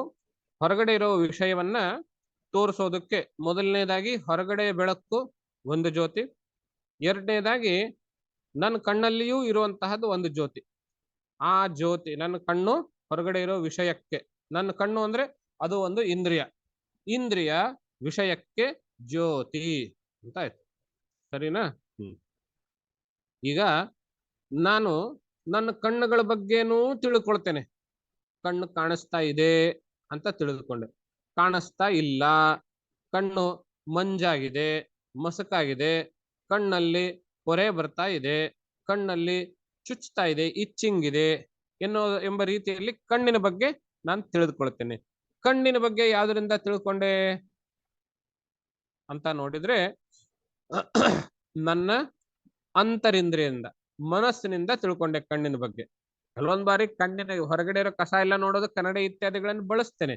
ಅದು ಪುನಃ ಒಂದು ವಿಷಯವನ್ನು ನೋಡೋದು ಹಾಗೇನೆ, ಮತ್ತು ಒಂದು ಕಣ್ಣನ್ನು ಮುಚ್ಚಿ ಇನ್ನೊಂದು ಕಣ್ಣಿಂದ ನೋಡೋದು ಹಾಗೇನೆ. ಅದು ಆ ಕಣ್ಣನ್ನು ನಾನು ಮನಸ್ಸಿನಿಂದ ತಿಳ್ಕೊಳ್ತೇನೆ.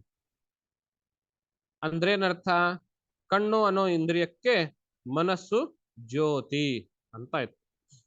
ಆ ಮನಸ್ಸನ್ನು ನಾನು ತಿಳ್ಕೊಳ್ತೇನೆ. ಕೆಲವೊಂದು ಬಾರಿ ಯಾಕೋ ನನ್ನ ಮನಸ್ಸು ಸರಿಗಿಲ್ಲ, ನನ್ನ ಮನಸ್ಸು ಬಹಳ ಬೇಜಾರಾಗಿದೆ ಅಂತ ಒಂದ್ ಬಾರಿ ಹೇಳ್ತೀನಿ.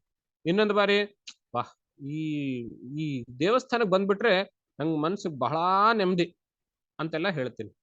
ಅಂದ್ರೆ ನಾನು ಮನಸ್ಸನ್ನು ತಿಳಿದುಕೊಳ್ತಾ ಇದ್ದೀನಿ. ಹೌದಾ? ಆ ಮನಸ್ಸಿಗೆ ತಿಳಿದುಕೊಳ್ತಾ ಇದ್ದೀನಿ ಅಂದ್ರೆ ಯಾವುದರಿಂದ ತಿಳಿದುಕೊಳ್ತಾ ಇದ್ದೀನಿ? ನನ್ನ ಬುದ್ಧಿಯಿಂದ ತಿಳಿದುಕೊಳ್ತಾ ಇದ್ದೀನಿ. ಅಂದ್ರೆ ಬುದ್ಧಿಯು ಮನಸ್ಸಿಗೆ ಜ್ಯೋತಿ ಅಂತ ಆಯ್ತು. ಇನ್ನು ಬುದ್ಧಿಯನ್ನು ತಿಳಿದುಕೊಳ್ತೇನೆ. ನಾನು ಚಿಕ್ಕವನಿರುವಾಗ ಟೇಬಲ್ಸ್ 30ವರೆಗೂ ಹೇಳ್ತಾ ಇದ್ದೆ, ಅದು ರಿವರ್ಸ್ ಅಲ್ಲಿ ಹೇಳ್ತಾ ಇದ್ದೆ. ಇವಾಗ ಏನಿಲ್ಲ, ಅಥವಾ ಅದೇನೋ ಅಪ್ಪ, ಆ ಸಂದರ್ಭದಲ್ಲಿ ನನ್ನ ಬುದ್ಧಿ ಕೆಟ್ಟೋಗಿತ್ತು, ಬುದ್ಧಿ ಭ್ರಮಣ ಆಗಿತ್ತು, ಆದ್ರಿಂದ ನಾನು ಹಾಗೆ ಮಾತಾಡ್ದೆ. ದಯವಿಟ್ಟು ಮನ್ಸಿಗೆ ಹಚ್ಕೊಳ್ಬೇಡಿ, ಬೇಜಾರಾಗ್ಬೇಡಿ ಅಂತೆಲ್ಲ ಮಾತಾಡ್ತೀವಿ. ಆವಾಗ ನನ್ನ ಬುದ್ಧಿ ಕೆಟ್ಟೋಗಿತ್ತು ಅಂತೆಲ್ಲ ಹೇಳ್ತೀವಿ.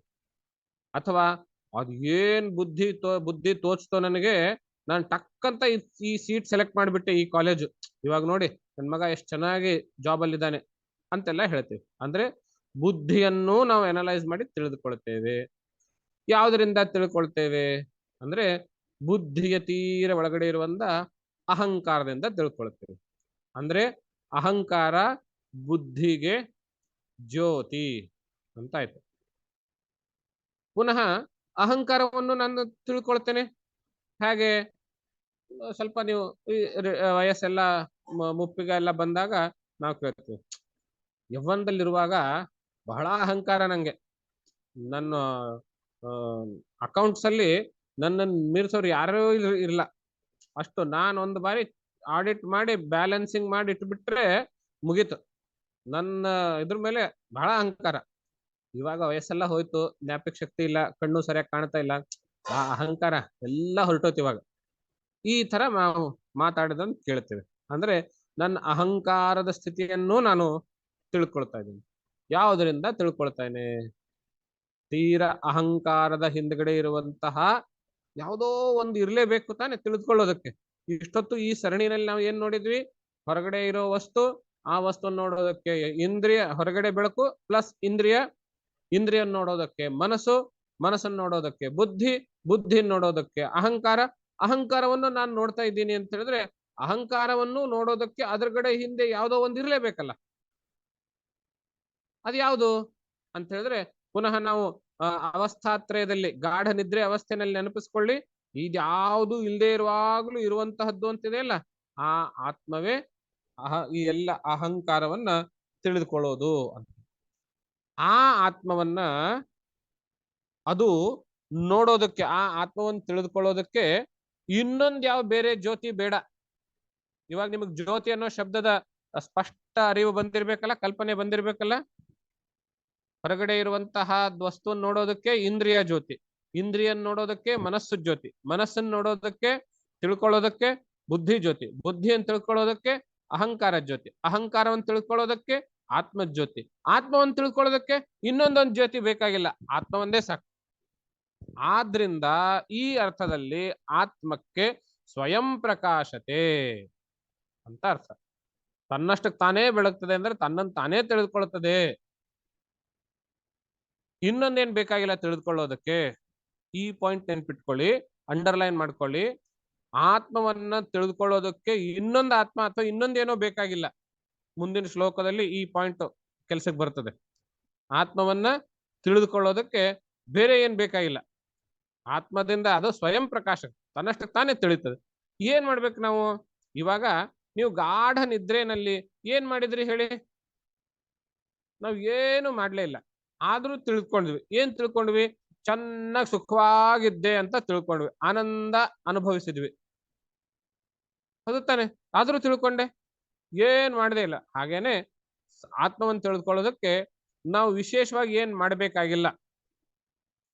ಈ ಆತ್ಮದ ತಿಳುವಳಿಕೆಗೆ ಅಡ್ಡಿ ಬರೋದಕ್ಕೆ ಏನೇನ್ ಮಾಡಬಾರ್ದೋ ಅದನ್ನ ಮಾಡದೇ ಇದ್ರೆ ಸಾಕು. ಇನ್ನೊಂದ್ ಬಾರಿ ಕೇಳಿಸ್ಕೊಳ್ಳಿ. ಆತ್ಮವನ್ನು ತಿಳಿದುಕೊಳ್ಳೋದಕ್ಕೆ ನಾವು ವಿಶೇಷವಾಗಿ ಏನು ಮಾಡಬೇಕಾಗಿಲ್ಲ. ಆತ್ಮದ ತಿಳುವಳಿಕೆಗೆ ಅಡ್ಡಿ ಬರುವಂತಹದ್ದು ಏನೇನಿದೆಯೋ ಅದನ್ನು ಮಾಡದೇ ಇದ್ರೆ ಸಾಕು. ಅದೇ ನಮ್ಮ ಸಾಧನೆ. ನಾವು ಆತ್ಮದ ತಿಳುವಳಿಕೆಗೆ ಏನೇನು ಅಡ್ಡಿ ಇದೆ ಆ ಎಲ್ಲ ಅಡ್ಡಿಗಳನ್ನ ನಿವಾರಣೆ ಮಾಡಿದ್ರೆ ತನ್ಪಾಡಿಗೆ ತಾನದ್ ನಮ್ಗೆ ಅರ್ಥ ಆಗೇ ಇರ್ತದೆ, ಗೊತ್ತಾಗ್ಬಿಡ್ತದೆ. ನಾನು ಏನ್ ಅದನ್ನ ಅದ್ರ ಮೂಲಕ ತಿಳ್ಕೊಂಡೆ ಅಂತೇನು ಹೇಳ್ಬೇಕಾಗಿಲ್ಲ. ಹೌದಾ? ಇದಕ್ಕೆ ತುಂಬಾ ಸುಂದರವಾದ ದೃಷ್ಟಾಂತ ಕೊಡ್ತಾರೆ ಭಗವತ್ಪಾದರು. ಮೇಘಾಪಾಯೇಂ ಶುಮಾನಿವ. ಸೂರ್ಯ ದಟ್ಟವಾದ ಮೋಡದಲ್ಲಿ ಮುಚ್ಚೋಗಿದ್ದಾನೆ ಅಂತ ಇಟ್ಕೊಳ್ಳಿ. ನಾವು ಏನ್ ತಿಳ್ಕೊಳ್ತೀವಿ? ಸೂರ್ಯ ಕಾಣಿಸ್ತಾ ಇಲ್ಲ ಇಲ್ಲ ಅಂತ ಹೇಳಿ. ಮೋಡದಲ್ಲಿ ಮರೆಯಾಗಿದ್ದಾನೆ, ಮುಚ್ಚೋಗಿದ್ದಾನೆ ಅಂತ ಹೇಳಿ. ಅಂದ್ರೆ ಸೂರ್ಯನನ್ನೇ ಮುಚ್ಚಿದೆ ಮೋಡ ಅಂತ ಹೇಳಿದ್ರೆ ಸೂರ್ಯನಿಂತಲೂ ದೊಡ್ಡದು ಅಂತೆಲ್ಲ ನಾವೇನನ್ನು ಭಾವಿಸ್ಕೊಳ್ತೀವಿ. ಆದ್ರೆ ಸ್ವಲ್ಪ ಒಂದು ಮಾರುತ, ಒಂದು ಬಲವಾದ ಗಾಳಿ ಹೀಗೇನಾದ್ರೂ ಬೀಸಿದ್ರೆ ಆ ಮೋಡ ಎಲ್ಲ ಚದುರಿ ಹೋಗ್ತವೆ. ಚದುರಿ ಹೋದಾಗ ನಾವು ಸೂರ್ಯನನ್ನ ನೋಡ್ತೇವೆ. ಇವಾಗ ನೀವು ಹೇಳಿ, ನಾವು ಸೂರ್ಯನನ್ನ ನೋಡೋದಕ್ಕೆ ವಿಶೇಷ ಪ್ರಯತ್ನ ಏನ್ ಮಾಡಿದ್ವಿ? ಮೋಡ ಚದರಿದ್ದೇ ಸಾಕು, ನೋಡೋದಕ್ಕೆ ಮತ್ತೇನ್ ಮಾಡ್ಬೇಕಾಗಿಲ್ಲ. ಮೋಡ ಚದುರು ಹೋದ್ರೆ ಸಾಕು. ಹಾಗೆ ನಮ್ಮ ಆತ್ಮಜ್ಞಾನಕ್ಕೆ ಅಡ್ಡಿಯಾಗಿರುವಂತಹ ಈ ಅಜ್ಞಾನ, ಆ ಅಜ್ಞಾನ ಹೊರಟು ಹೋದ್ರೆ ಸಾಕು. ಆತ್ಮದರ್ಶನ ತನ್ನಷ್ಟಕ್ಕೆ ತಾನೇ ಸಿದ್ಧ, ಸ್ವತಃ ಸಿದ್ಧ. ನಾವು ಹೊಸದಾಗಿ ಏನ್ ಮಾಡ್ಲೇಬೇಕಾಗಿಲ್ಲ. ನಾವು ಮಾಡಬೇಕಾಗಿರೋ ಸಾಧನೆ ಇಷ್ಟೇ, ಆತ್ಮದರ್ಶನಕ್ಕೆ ಅಡ್ಡಿಯಾಗಿರುವ ಅಜ್ಞಾನವನ್ನ ಹೊಡೆದಾಕ್ಬೇಕು. ಅಷ್ಟೇ ನಮ್ಮ ಗುರಿ. ಆ ಅಜ್ಞಾನವನ್ನು ಹೊಡೆದಾಕೋದ್ರಿಂದ ಯಾವ ರೀತಿ ಮೋಡ ಚದುರಿ ಹೋದಾಗ ಸೂರ್ಯನ ದರ್ಶನವಾಗ್ತದೆಯೋ ಹಾಗೆ ಅಜ್ಞಾನ ಹೊರಟು ಹೋದಾಗ ನಮಗೆ ಆತ್ಮದ ದರ್ಶನವಾಗ್ತದೆ ಎನ್ನುವಂತಹದ್ದು. ಆತ್ಮದ ದರ್ಶನ ಆಗ್ತದೆ ಅಂದ್ರೆ ಸುಮ್ನೆ ಪದ ದರ್ಶನ ಅಂತ ಹೇಳಿ, ಆತ್ಮದ ಅರಿವಾಗ್ತದೆ, ಆತ್ಮದ ಬಗ್ಗೆ ತಿಳ್ಕೊಳ್ತೀವಿ ಅಂತೆಲ್ಲ ಹೇಳ್ಬೋದು. ಪರಿಚ್ಛಿನ್ನ ಇವಾಜ್ಞಾನಾತ್, ಅಜ್ಞಾನದಿಂದ ಆತ್ಮವು ಪರಿಚ್ಛಿನ್ನವಾಗಿ ಕಾಣುತ್ತೆ. ತನ್ನಾಶೆ ಸತಿ ಕೇವಲ. ಆ ಅಜ್ಞಾನ ನಾಶವಾಗ್ಬಿಟ್ರೆ ಆತ್ಮವು ಕೇವಲವಾಗಿ ಕಾಣುತ್ತದೆ. ಕೇವಲ ಅಂದ್ರೆ ಅದ್ವಿತೀಯ, ಏಕಮೇವಾದ್ವಿತೀಯಂ ಅನ್ನೋ ಅರ್ಥದಲ್ಲಿ. ಸ್ವಯಂ ಪ್ರಕಾಶದ ಮತ್ತು ತಾನೇ ಗೋಚರಿಸ್ತದೆ.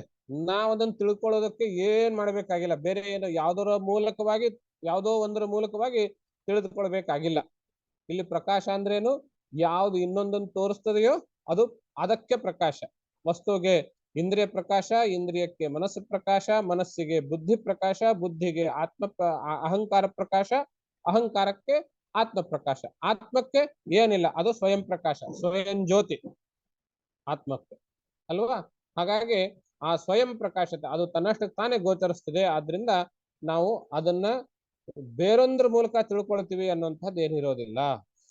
ಹಾಗೆ ಮೋಡಗಳು ಚದರಿ ಹೋದಾಗ ಸೂರ್ಯನ ಸ್ಪಷ್ಟ ತನ್ನಷ್ಟಕ್ಕೆ ತಾನೇ ಸೂರ್ಯ ಗೋಚರ ಆಗೋ ಹಾಗೆ ನಾವು ಮತ್ತೊಂದು ಯಾವುದು ನೋಡೋದಕ್ಕೆ ಅಂತ ಹೇಳಿ ಬೇಕಾಗಿಲ್ಲ. ಇರೋ ಅಡ್ಡಿ ನಿವಾರಣೆ ಮಾಡಿದ್ರೆ ಸಾಕು ಎನ್ನುವಂತಹದ್ದು ಶ್ಲೋಕದ ಸಾರಾಂಶ.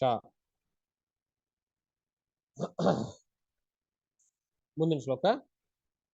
ಅಜ್ಞಾನ ಕಲುಷಂ ಜೀವಂ. ಓಕೆ, ಒಂದು ಮೆಸೇಜ್ ಬಂತು.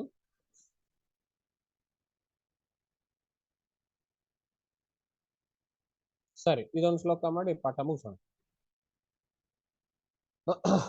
ಅಜ್ಞಾನ ಕಲುಷಂ ಜೀವಂ ಜ್ಞಾನಾಭ್ಯಾಸಾದ್ವಿನಿರ್ಮಲಂ ಕೃತ್ವಾ ಜ್ಞಾನಂ ಸ್ವಯಂ ನಶ್ಯೇತ್ ಜಲಂ ಕತಕರೇಣುವತ್. ಇವಾಗ ಈ ಫಿಲ್ಟರು, ಪ್ಯೂರಿಟ್ಟು, ಆರು, pH ಇತ್ಯಾದಿಗಳು ಎಲ್ಲ ಬಹಳ ಬಂದಿವೆ. ಯಾವ್ದಕ್ಕೆ? ನೀರು ಶುದ್ಧೀಕರಣಗೊಳಿಸೋದಕ್ಕೆ. ಜಲ ಶುದ್ಧೀಕರಣ ಕೇಂದ್ರಗಳು ಅವೆಲ್ಲ ಸಾಕಷ್ಟು ಬಂದಿದೆ. ಮುಂಚೆ ಹೇಗಿತ್ತು ಅಂದ್ರೆ ಈ ಪ್ಯೂರಿಟ್ಟು ಅದೆಲ್ಲ ಏನಿರ್ಲಿಲ್ಲ. ಮನೆಯಲ್ಲಿ ನೀರಂತ ಒಂದು ದೊಡ್ಡ ಪಾತ್ರೆಯಲ್ಲಿ ತುಂಬಿಟ್ಕೊಳ್ಳೋದು. ಒಂದು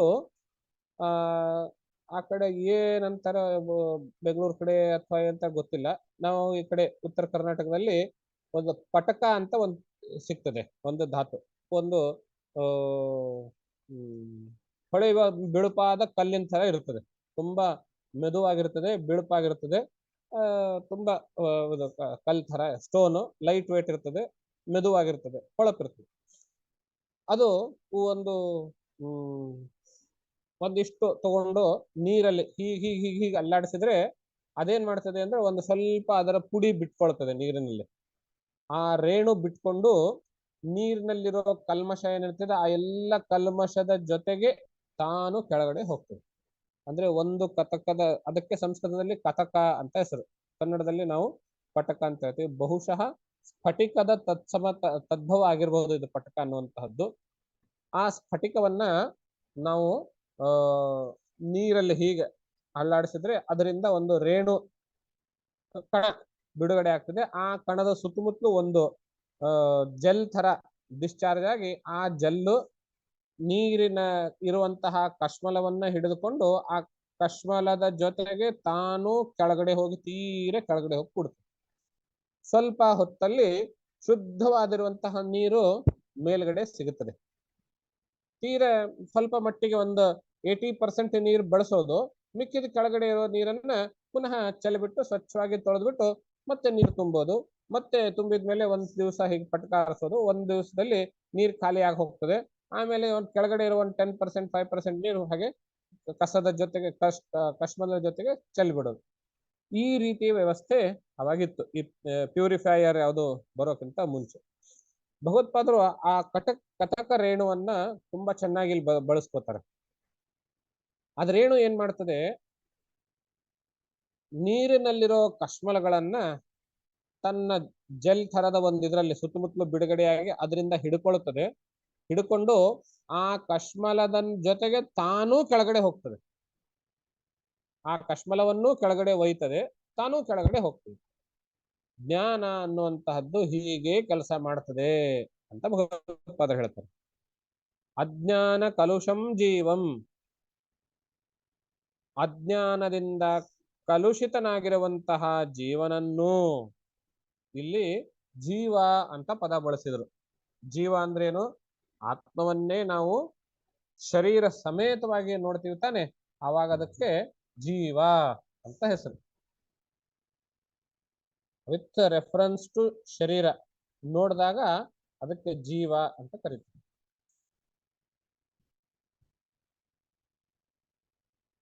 ನಾವುಗಳು ಹಿಂದಿನ ಶ್ಲೋಕದಲ್ಲೇ ನೋಡಿದ್ವಿ, ಅಜ್ಞಾನದಿಂದ ಪರಿಚ್ಛಿನ್ನವಾಗಿ ನೋಡುತ್ತೇವೆ ಅನ್ನೋದನ್ನು ಹೇಳಿದ್ಮೇಲೆ ಇವಾಗ ನಾವುಗಳು ಹೇಗೆ ನೋಡುತ್ತೇವೆ ಹಾಗೇನೆ ಪದ ಬಳಸಿದ್ದಾರೆ, ಜೀವ ಎಂಬುದಾಗಿ. ಈ ಜೀವನು ಅಜ್ಞಾನ ಕಲುಷಿತನಾಗಿದ್ದಾನೆ, ಅಜ್ಞಾನದಿಂದ ಕಲುಷಿತನಾಗಿದ್ದಾನೆ. ಈ ಕಲುಷವನ್ನ, ಕಶ್ಮಲಗಳನ್ನ ಹೊಡೆದು ಹಾಕ್ಬೇಕು. ಹೇಗೆ ಹೊಡೆದು ಹಾಕ್ಬೇಕು? ಜ್ಞಾನಾಭ್ಯಾಸಾದ್ವಿನಿರ್ಮಲಂ, ಜ್ಞಾನಾಭ್ಯಾಸದಿಂದ. ಅಲ್ಲಿ 2 ಪದ ಇದೆ, ಜ್ಞಾನ ಅಭ್ಯಾಸ. ಜ್ಞಾನವನ್ನ ಪಡೆದುಕೊಳ್ಳೋದಕ್ಕೆ ಮಾರ್ಗ ಏನು? ಶ್ರವಣ ಮನನ. ಶ್ರವಣ, ನಾವು ಸ್ವಂತ ಓದೋದು ಅದೆಲ್ಲ ಶ್ರವಣ. ಮೊದಲೇ ಗುರುಗಳ ಕಡೆಯಿಂದ ಕೇಳುವಂತಹದ್ದು ಶ್ರವಣ. ಕೇಳಿದ್ದನ್ನ ನೆನಪಲ್ಲಿಟ್ಕೊಳ್ಳೋದು ಮನನ. ಅದನ್ನೇ ಯಾವಾಗಲೂ ಮನಸ್ಸಲ್ಲಿಟ್ಕೊಂಡು ಹಾಗೇನೆ ಆಚರಿಸೋದು ನಿಧಿಧ್ಯಾಸನ. ಮರೆಯದಂತೆ ನೋಡ್ಕೊಳ್ಳೋದು ನಿಧಿಧ್ಯಾಸನ. ಈ ಮೂರನ್ನು, ಶ್ರವಣ ಮನನ ನಿಧಿಧ್ಯಾಸನಗಳನ್ನು ನಿರಂತರವಾಗಿ ಪ್ರಾಕ್ಟೀಸ್ ಅಲ್ಲಿ ಇಟ್ಕೊಳ್ಳೋದು ಅಭ್ಯಾಸ ಅಂತ ಕರೀತೀವಿ. ಜ್ಞಾನಾಭ್ಯಾಸ, ಅಜ್ಞಾನದಿಂದ ಕಶ್ಮಲಗಳಿಂದ ಅಜ್ಞಾನದ ಕಶ್ಮಲಗಳಿಂದ ತುಂಬಿರುವಂತಹ ಜೀವನನ್ನ ಜ್ಞಾನಾಭ್ಯಾಸದಿಂದ ವಿನಿರ್ಮಲ, ನಿರ್ಮಲವಾಗಿ ಮಾಡೋದಕ್ಕೆ ಸಾಧ್ಯ ಅಂತ. ಅಜ್ಞಾನದ ಕಶ್ಮಲಗಳು ಅಂದ್ರೆ ಏನು? ನಾನು ಆತ್ಮವಾಗಿ ನಾನು ಯಾವುದಕ್ಕೂ ಸಂಬಂಧವಿರುವಾಗ ಕೇವಲ ದ್ವಿತೀಯನಾದ ಆತ್ಮ ನಾನು, ಎಲ್ಲ ಕಡೆಯಲ್ಲಿ ವ್ಯಾಪಿಸಿರುವಂಥವನು ನಾನು. ಆದ್ರೂ ನಾನು ಇದಕ್ಕೆ ಮಾತ್ರ ಸಂಬಂಧ ಸೀಮಿತವಾಗಿ ನೋಡ್ತೇನೆ. ಈ ಶರೀರಕ್ಕೆ, ಈ ಮನಸ್ಸಿಗೆ, ಈ ಇಂದ್ರಿಯಗಳಿಗೆ ಮಾತ್ರ ಸೀಮಿತವಾಗಿ ನೋಡ್ತೇನೆ. ಈ ಸಂಬಂಧಕ್ಕೆ ಮಾತ್ರ ಸೀಮಿತವಾಗಿ ನೋಡ್ತೇನೆ ನಾನು. ಇದು ಅಜ್ಞಾನದ ಕಶ್ಮಲ. ಹೀಗಿರುವುದರಿಂದಲೇ ನನಗೆ ಎಲ್ಲಾ ಸಂಸಾರ, ಆ ಸಂಸಾರದಲ್ಲಿ ದುಃಖಾದಿಗಳು ಅದು ಮುಂದೆ ಬರ್ತದೆ. ಇದು ನನ್ನ ಅಜ್ಞಾನದ ಕಶ್ಮಲಗಳು. ತಪ್ಪಾಗಿ ತಿಳಿದುಕೊಂಡು ನಾನು ಕಷ್ಟ ಪಡ್ತೀನಲ್ಲ, ದುಃಖ ಪಡ್ತೀನಲ್ಲ, ಅದು ಅಜ್ಞಾನದ ಕಶ್ಮಲ. ಇದನ್ನು ಹೋಗಿಸೋದು ಯಾವ್ದರಿಂದ?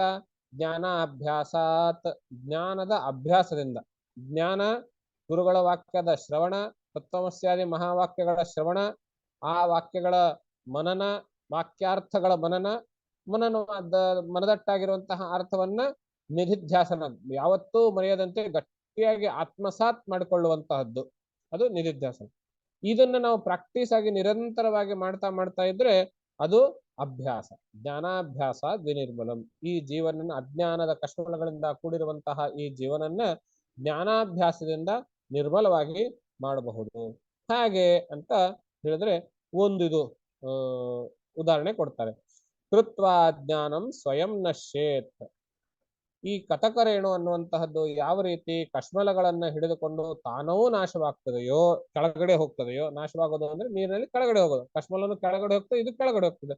ಮೇಲ್ಗಡೆ ಬಳಸುವ ನೀರಿನಲ್ಲಿ ಅದಿಲ್ಲ ಅಂತ ಆಯ್ತು.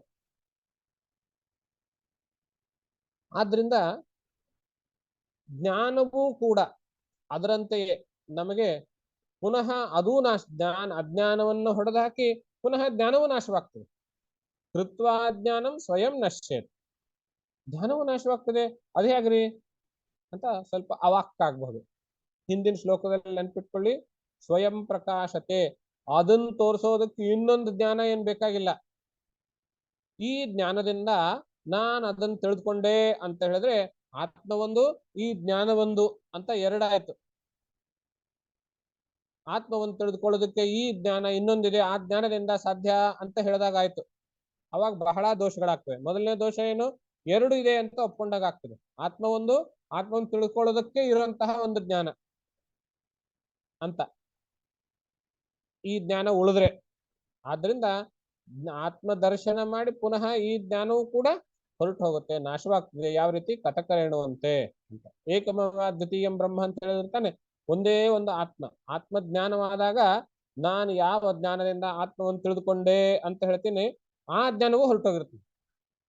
ಅದರಲ್ಲಿ ಏನೇ ಒಂದಾಗಿರ್ತದೆ, ಆತ್ಮಜ್ಞಾನದಲ್ಲಿ ಏನೇ ಒಂದಾಗಿರ್ತದೆ. ಈ ಮಾತನ್ನ ವ್ಯಾಸ ಮಹರ್ಷಿಗಳು ಮಹಾಭಾರತದಲ್ಲಿ ಚೆನ್ನಾಗಿ ಹೇಳ್ತಾರೆ ಒಂದು ಸಂದರ್ಭದಲ್ಲಿ. ತ್ಯಜ ಧರ್ಮಮಧರ್ಮಂಚ ತ್ಯಜ ಧರ್ಮಮಧರ್ಮಂಚ ಉಭೇ ಸತ್ಯಾನೃತೆ ತ್ಯಜ ಉಭೇ ಸತ್ಯಾನೃತೆ ತ್ಯಕ್ತ್ವಾ ಏನ ತ್ಯಜಸಿ ತತ್ಯಜ ಅಂತ. ನೀನು ಧರ್ಮ ಕೊನೆಗೆ ಹೇಳುವಂತಹ ಮಾತಿದು, ಮೊದಲಿಗೆ ಅಂತ ಇಟ್ಕೊಳ್ಬೇಡಿ, ಇಲ್ಲಿ ನೆನಪಾಯ್ತು ಅಂತ ಹೇಳ್ತಾ ಇದ್ದೀನಿ ಅಷ್ಟೇ. ಧರ್ಮ ಬಿಟ್ಬಿಡು, ಅಧರ್ಮ ಬಿಟ್ಬಿಡು, ಸತ್ಯ ಅಸತ್ಯ ಎಲ್ಲ ಬಿಟ್ಬಿಡು. ಯಾವ್ದರಿಂದ ಬಿಟ್ಬಿಡು? ಮನಸ್ಸಿನಿಂದ ಬಿಟ್ಟೆ. ಕೊನೆಗೆ ಅದನ್ನು ಬಿಟ್ಬಿಡು ಅಂತ ಹೇಳಿದ್ರು. ಯಾವ್ದರಿಂದ ನಾನು ತಿಳಿದುಕೊಂಡೆ ಅದೂ ನಾಶವಾಗ್ತದೆ, ನಾಶವಾಗಬೇಕು. ಆವಾಗಲೇನೆ ಆತ್ಮದರ್ಶನ ಅಂತ. ಆದ್ರಿಂದ ಕೃತ್ವಾ ಜ್ಞಾನಂ ಸ್ವಯಂ ನಶ್ಯೇತ್. ಜ್ಞಾನ ಅನ್ನುವಂತಹದ್ದು ಆತ್ಮದರ್ಶನ ಮಾಡಿಸಿ ಪುನಃ ತಾನು ಆತ್ಮದಲ್ಲಿಯೇನೆ ಒಂದಾಗ್ತದೆ. ತಾನು ಪ್ರತ್ಯೇಕವಾಗಿ ಒಂದು ಜ್ಞಾನ ಅನ್ನುವಂತಹದ್ದು ಉಳಿಯೋದಿಲ್ಲ. ಹಾಗೆ ಕತಕರೇಣುವತ. ಕತಕರೇಣು ಅನ್ನುವಂತಹದ್ದು ಯಾವ ರೀತಿ ಕಶ್ಮಲಗಳನ್ನು ತೆಗೆದುಕೊಂಡು ತಾನೂ ಕೆಳಗಡೆ ಹೋಗ್ತದೆಯೋ ಹಾಗೆ ಇದು ನಾಶವಾಗ್ತದೆ, ಜ್ಞಾನವೂ ಕೂಡ ನಾಶವಾಗ್ತದೆ ಅನ್ನುವಂತಹ ಎರಡು ಶ್ಲೋಕಗಳನ್ನ ಇವತ್ತಿನ ಪಾಠದಲ್ಲಿ ನಾವು ನೋಡಿದ್ವಿ. ಬಹಳ ಮುಖ್ಯವಾಗಿರುವಂತಹ ವಿಚಾರ ಸ್ವಯಂ ಪ್ರಕಾಶ ಅಂದ್ರೇನು ಅಂತ, ಸ್ವಯಂ ಜ್ಯೋತಿ ಅಂದ್ರೇನು ಅಂತ ತಿಳ್ಕೊಳ್ಳೋದು.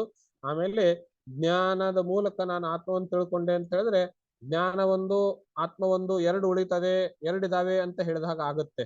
ಆದ್ರಿಂದ ಅದು ಜ್ಞಾನದ ಕೆಲಸ ಏನು, ಅಲ್ಲಿವರೆಗೂ ಜ್ಞಾನ ತೋರಿಸ್ಬಿಟ್ಟು ತಾನು ಅದರಲ್ಲೇ ಒಂದಾಗ್ಬಿಡೋದು. ಹಾಗೆ ಅದಕ್ಕೆ ಕೃತ್ವಾ ಜ್ಞಾನಂ ಸ್ವಯಂ ನಶ್ಯೇತ್ ಅನ್ನುವಂಥದ್ದು ಎರಡು ಪ್ರಧಾನ ಅಂಶಗಳಲ್ಲಿ. ಇನ್ನು ಮುಂದಿನ ಭಾಗವನ್ನು ನಾವು ಮುಂದಿನ ಪಾಠದಲ್ಲಿ ನೋಡೋಣ. ಇಲ್ಲಿಗೆ ಇವತ್ತಿನ ಕ್ಲಾಸನ್ನು ಮುಗಿಸ್ತೇನೆ. ಇವತ್ತಿನ ಈ ಎರಡು ಶ್ಲೋಕಗಳ ಬಗ್ಗೆ ಏನಾದರೂ ಸಂದೇಹಗಳು ಅಂತಿದ್ರೆ ಒಂದು 2-3 ನಿಮಿಷದಲ್ಲಿ ಕೇಳಬಹುದು. 9:20ಕ್ಕೆ ನಾವು ಮುಗಿಸ್ಬೇಕಾಗಿದೆ. ಒಂದು 4 ನಿಮಿಷ ಸಮಯ ಇದೆ. ಕೇಳುವಂತವ್ರು ಕೇಳಬಹುದು. ಎಸ್, ಈಸ್ ಆತ್ಮ ಅಂಡ್ ಜ್ಞಾನ ಒನ್ ಅಂಡ್ ದ ಸೇಮ್? ಅದು ಹೌದು, ಅದು ಮುಂದೆ ಗೊತ್ತಾಗ್ತದೆ. ಎಲ್ರಿಗೂ ನಮಸ್ಕಾರ.